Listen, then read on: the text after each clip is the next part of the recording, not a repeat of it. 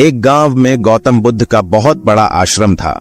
वहां पर एक प्रसिद्ध बौद्ध गुरु रहते थे। वहां पर उनका एक शिष्य बहुत बोलता था। वो हर समय इधर उधर की बातें करता था। जब वह दान लेने के लिए जाता तो हर घर से एक नई कहानी लेकर आता और आश्रम के दूसरे शिष्यों को सुनाता था। एक शिष्य की दूसरे से बुराई करता, चुगली करता और दूसरों के सामने अच्छा बनने का प्रयास करता। खुद के मुंह से ही खुद की तारीफ करता रहता और हमेशा ही खुद को गुरु के सामने सबसे बुद्धिमान और उत्तम साबित करने का प्रयास करता। वह खुद को सभी शिष्यों से अलग और श्रेष्ठ मानता था। उसका कहना था कि मैं एक अमीर घर का बालक हूं। अगर मैं चाहता तो एक आरामदायक और सुविधाओं से भरा जीवन जी सकता था, लेकिन मैं वह सब छोड़कर यहाँ आ गया क्योंकि मुझे सत्य की खोज करनी है, खुद को जानना है, जीवन को जानना है। इसीलिए मेरा त्याग तुम सबसे बड़ा है। एक दिन गुरु ने आश्रम के सभी शिष्यों को बुलाकर कहा, आप सभी को अगले 1 माह के लिए कोई न कोई संकल्प लेना है। इससे आपकी संकल्प शक्ति मजबूत होगी और आप में आत्मशक्ति का संचार होगा। आप सभी अपने सामर्थ्य के अनुसार कोई सभी संकल्प ले सकते हैं और यदि 1 माह से पूर्व आप में से जिसका भी संकल्प टूट जाएगा तो वो अपनी पुरानी दिनचर्या में वापस आ जाएंगे। सभी शिष्यों ने अपनी शक्ति के अनुसार छोटे बड़े संकल्प लिए और गुरु को अपने अपने संकल्प के बारे में बताकर वहां से चले गए। लेकिन वह शिष्य जो खुद को सबसे अलग और बड़ा दिखाना चाहता था, वो सीधे गुरु की कुटिया में पहुंच गया और बोला, मैं कोई छोटा मोटा संकल्प नहीं लेना चाहता, बल्कि खुद की ही भांति एक बड़ा और महान संकल्प लेना चाहता हूं। कृपया आप ही बताएं क्या संकल्प लेना चाहिए। उसकी यह बात सुनकर गुरु मुस्कुराए और बोले, क्या तुम मेरे द्वारा दिए गए संकल्प को पूरा कर पाओगे? क्या तुम्हारे लिए उसे पूरा करना संभव होगा? शायद नहीं, वो तुम्हारे लिए संभव नहीं है। तुम उसे पूरा नहीं कर पाओगे, इसीलिए तुम खुद ही कोई संकल्प ढूंढो। शिष्य ने कहा, नहीं गुरुदेव, आप जो भी संकल्प मुझे देंगे मैं जरूर उसे पूरा करूंगा। गुरु ने कहा, ठीक है, तो तुम अगले 1 माह तक चुप रहोगे, मुंह से एक शब्द भी नहीं निकालोगे, यही तुम्हारा संकल्प है। शिष्य ने कहा, गुरुदेव, ये भी कोई संकल्प है? ये तो बहुत ही आसान है। 1 माह तक चुप ही तो रहना है। आप कोई बड़ा संकल्प दीजिए जो मेरी योग्यता के लायक हो, जिसे पूरा करने में मुझे समस्या हो। गुरु ने कहा, पहले तुम इस संकल्प को तो पूरा करके दिखाओ। शिष्य ने गुरु की बात मान ली और वह उसी समय चुप हो गया और पलटकर कुटिया से बाहर चला गया। उसे चुप रहना बहुत आसान लग रहा था। उसने एक दिन तो जैसे तैसे चुप रहकर काट लिया, लेकिन दूसरे दिन से उसके मन में ना बोलने का बोझ बढ़ने लगा। तीसरे दिन उसे भारीपन महसूस होने लगा और चौथे दिन उसके अंदर एक अजीब सी बेचैनी होने लगी, क्योंकि आसपास आश्रम के सभी शिष्य एक दूसरे से बातें कर रहे थे। वो भी अपना पक्ष उनके सामने रखना चाहता था, उनकी बोलती बंद कर देना चाहता था, लेकिन उसका संकल्प उसके आड़े आ रहा था। इसीलिए वो पूरे दिन सिर्फ मुंह और आंखें बनाता रहता। इसी तरीके से कुछ दिन और बीते और वह शिष्य बीमार पड़ गया। उसका सिर फटा जा रहा था, उसका खाने पीने तक का मन नहीं कर रहा था, वह सिर्फ बोलना चाहता था। वह गुरु के पास गया और उनके सामने बैठकर लिखकर उन्हें बताया, गुरुदेव, मैं बोलना चाहता हूं, बिना बोले। मुझे सांस नहीं आ रही, मेरा दम घुटता जा रहा है, मैं अंदर ही अंदर पागल हुआ जा रहा हूं। मैं क्या करूं? संकल्प तोड़ दूं क्या? यह पढ़कर गुरु मुस्कुराए और बोले, संकल्प तो तोड़ने के लिए ही होते हैं, लेकिन जो अपने संकल्प को पूरा कर लेता है वही अपनी आंतरिक शक्ति को बढ़ाता है, और जो अपनी आंतरिक शक्ति को बढ़ा लेता है वो समझ और जागृति की राह पर आगे बढ़ जाता है। संकल्प का लेना भी तुम्हारे हाथ में था और इसे तोड़ना भी तुम्हारे ही हाथ में है। तुम्हारे बहुत से भाई अपने संकल्प को तोड़कर अपनी पुरानी दिनचर्या पर वापस आ चुके हैं। अगर तुमसे नहीं हो पा रहा तो तुम भी संकल्प तोड़ कर अपनी पुरानी दिनचर्या पर वापस जा सकते हो। लेकिन याद रहे, अगर आज तुम इस छोटे से संकल्प को नहीं संभाल पा रहे तो तुम अपनी बाकी की पूरी जिंदगी को कैसे संभाल सकोगे? बाकी फैसला पूरी तरह से तुम्हारे हाथों में है। गुरु की यह बात उस शिष्य के दिल में चोट कर गई। वह बिना कुछ बोले वहां से वापस चला गया और खुद को अपनी कुटिया में बंद कर लिया।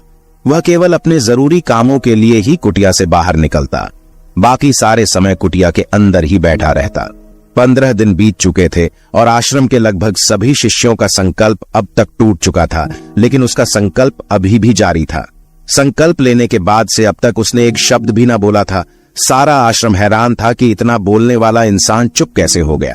15 दिन बीतने के बाद वह दोबारा अपने गुरु के पास गया और लिखकर बताया है, गुरुदेव, मैं बाहर से तो चुप हूं, लेकिन मेरे भीतर बहुत सी आवाजें हैं, बहुत सी चीख पुकार और शिकायतें हैं। मैं अंदर ही अंदर बात करता रहता हूँ। मेरा मन तरह तरह के प्रश्न पूछता रहता है। मैं बाहर से जितना मौन हूँ, भीतर से उतने ही शोर शराबे से भरा हुआ हूँ। क्या इस तरह से मेरा संकल्प अभी भी जारी है? गुरु ने कहा, हाँ, तुम्हारा संकल्प अभी भी जारी है, लेकिन जब तक लोगों की ये आवाजें तुम्हारे कानों में पड़ती रहेंगी, तुम्हारा मन बोलता रहेगा, क्योंकि इसे तो आदत है बोलने की। तुम भले ही बाहर से चुप रहो, लेकिन तुम अंदर ही अंदर बोलते रहोगे। तुम्हें इन बातों से, इन आवाजों से दूर जाना पड़ेगा। शिष्य गुरु को प्रणाम कर वहां से चला जाता है और सुबह होते ही अपनी कुटिया छोड़कर जंगल की तरफ चला जाता है। कई दिन बीत जाते हैं, संकल्प का समय भी पूरा हो जाता है, लेकिन शिष्य लौटकर नहीं आया। आश्रम में सभी को डर था कि कहीं जंगली जानवरों ने उसे खाना लिया हो। इस बीच उसे ढूंढने की बहुत कोशिश की गई, लेकिन वह कहीं नहीं मिला। सभी गुरु भाइयों ने मान लिया था कि जंगली जानवरों ने उसे अपना शिकार बना लिया है, लेकिन गुरु को ऐसा नहीं लगता था। एक दिन आश्रम का एक अन्य शिष्य गुरु के पास आया और बोला, गुरुदेव, हमारे उस अधिक बोलने वाले भाई के साथ क्या हुआ होगा? क्या जानवरों ने उसे मार दिया होगा? गुरु ने कहा, हो सकता है कि जानवरों ने उसे अपना शिकार बना लिया हो, लेकिन उसके न लौटने की एक दूसरी वजह भी हो सकती है। शायद उसे वो मिल गया है जिसके लिए वह गया था। फिर शिष्य ने पूछा, गुरुदेव, क्या ज्यादा बोलना इतना हानिकारक होता है? गुरु ने कहा, इंसान के जीवन के बहुत सारे दुखों में से एक दुख ये भी है कि वो कभी चुप नहीं रह सकता, हमेशा कुछ ना कुछ बोलता ही रहता है। सिर्फ हमारे बोलने के कारण हमारे आधे से ज्यादा दुख पैदा होते हैं। परिवार के अधिकतर झगड़ों की वजह हमारा बेमतलब बोलना ही होता है। हम में से कोई भी चुप नहीं रहना चाहता, हम बस सामने वाले को सुना देना चाहते हैं।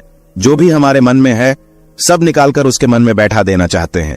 उसे समझा देना चाहते हैं कि देख, तू गलत है और मैं सही, और इस तरीके से सब एक दूसरे की सड़ी गली बातों को ग्रहण कर रहे हैं। इस तरीके से सुनने और सुनाने का यह काम जिंदगी भर चलता रहता है, लेकिन इस नासमझी में हम अपना समय, अपना जीवन, अपनी समझ और सबसे महत्वपूर्ण वो कीमती पल जो जिए जा सकते हैं, जिनको अनुभव किया जा सकता है, जिनमें आनंद को प्राप्त किया जा सकता है, ये सब खो देते हैं। लेकिन इसके बदले हमें मिलता क्या है? कुछ नहीं, सब व्यर्थ और बर्बाद हो जाता है।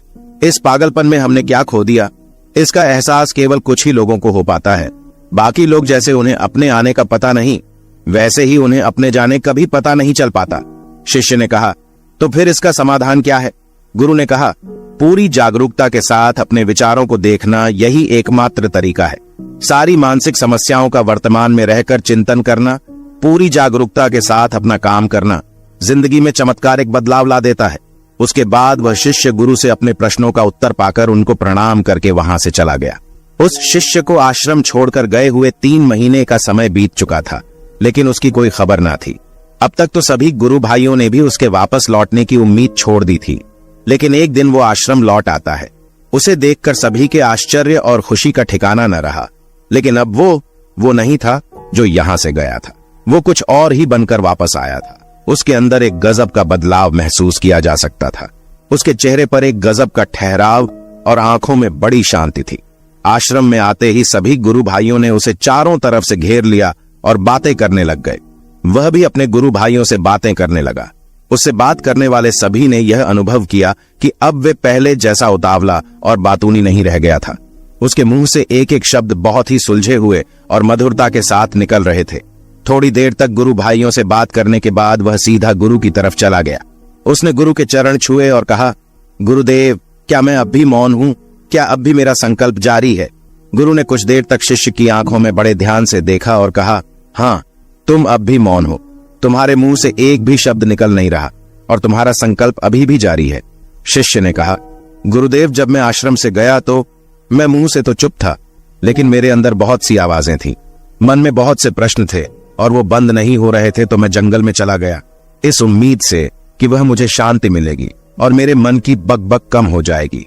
लेकिन मैं जितना एकांत में जाता गया, मेरे अंदर की आवाज उतनी ही तेज होती गई। मेरे भीतर की पुरानी से पुरानी आवाज मुझे सुनाई देने लगी।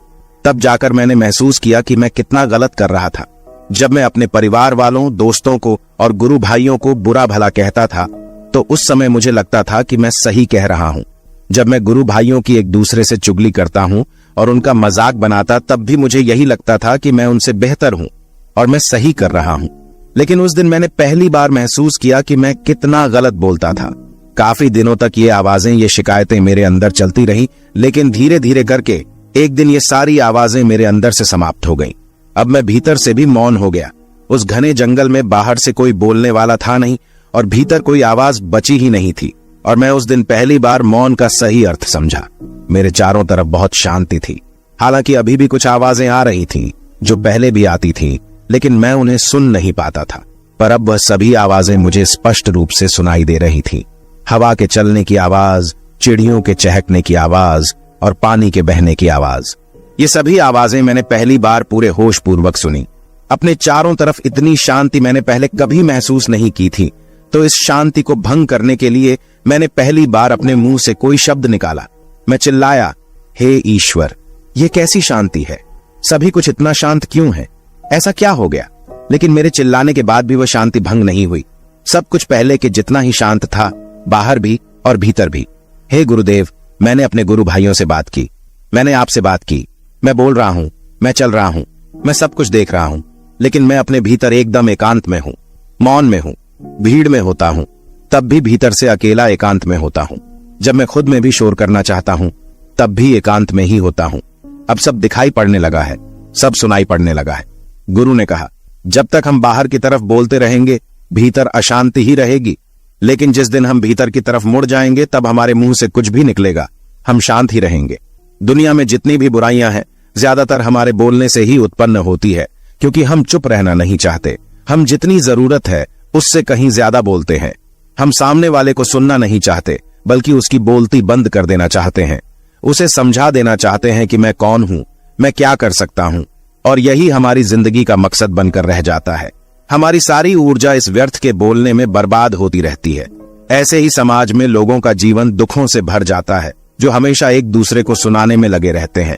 कभी एक दूसरे को सुनना नहीं चाहते, समझना नहीं चाहते, और चुप रहना तो उन्होंने कभी सीखा ही नहीं, क्योंकि चुप रहना उन्हें छोटा महसूस करवाता है।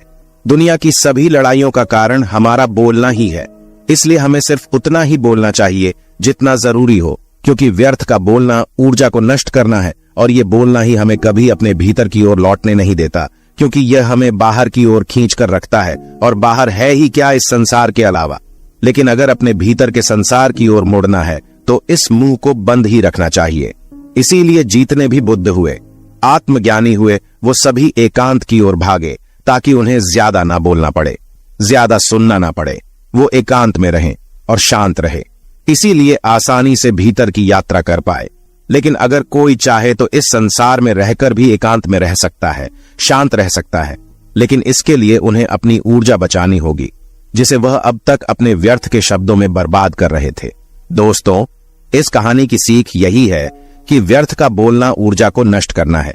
ज्यादा और व्यर्थ बोलना ही हमें अपने भीतर की ओर लौटने नहीं देता, क्योंकि यह हमें बाहर की ओर झुकाए रखता है, और जिन्हें भीतर की यात्रा करनी है उन्हें अपने मुंह को बंद ही रखना चाहिए। मुझे उम्मीद है कि आपको यह कहानी पसंद आई होगी और काफी कुछ सीखने को मिला होगा।